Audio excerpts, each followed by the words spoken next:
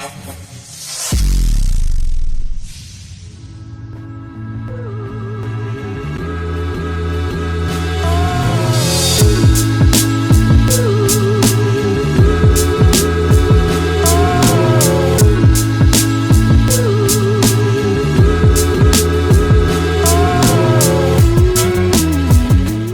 up everybody, welcome back to Calgary Barbell.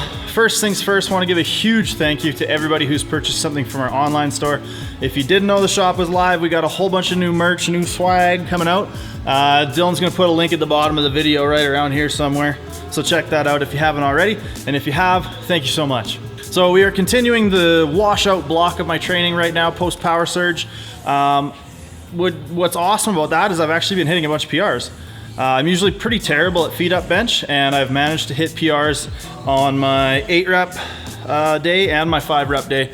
So I hit 120, what did I hit? I hit 127.5, which is I think about 282, 286, somewhere in there, for a set of 8 feet up yesterday, and today I hit 140, which I think is like 313, 308, somewhere in there, for a set of 5. And these aren't maximal lifts.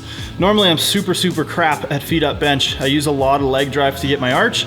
So the fact that this movement specifically is moving up so well tells me my upper body is getting a lot stronger, which feels so good to finally see some progress in my bench press after a long time of kind of plateauing, up and downing, that kind of stuff. I'm seeing some very measurable progress on my bench, which has long been a weak point of mine.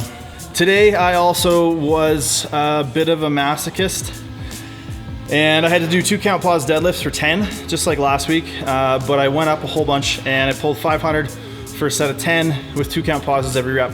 I just about didn't make it through.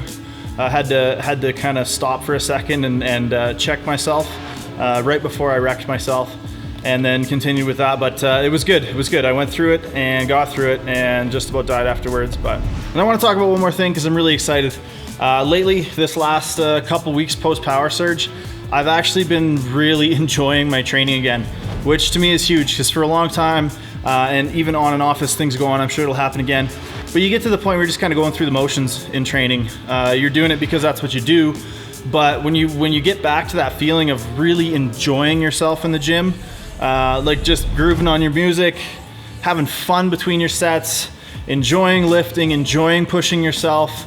I think the lack of pain in my hip has really contributed to that, but to enjoy my training again is really awesome, and I think is also probably contributing to my lifts going up. So moving on to the question of the day today, guys, we got a question from Jay Cossack, and he's wondering what are some good accessory movements for his bench. He says his bench is lagging due to, and I quote, poor strength in the heads of his triceps and his upper back. Now, the first thing I want to talk about in regards to that question, Jay, is I don't really tend to classify exercises based on target muscles, especially when we're talking about the big 3 lifts. I really like to think about the movements in terms of parts of the movement or range of motion. So if you're looking at your lift, figure out where you're missing. If you're missing off the chest, if you're missing in the mid-range, or if you're missing at lockout. The other thing a lot of people do will be to lose stability in their shoulders, and they'll maybe go to press and one pops up. But what you need to do in order to fix those is to think about it in terms of movements.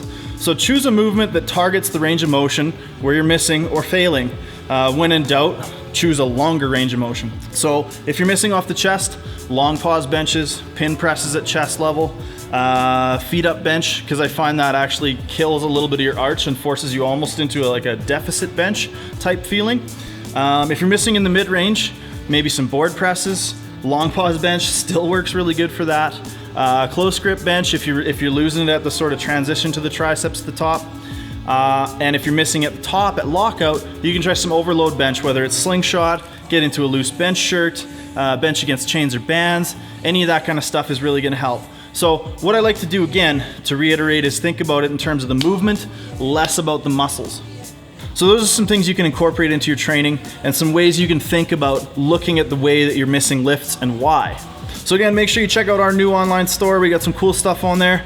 Make sure to hit like, subscribe, comment below, ask some questions, and we will see you guys next time.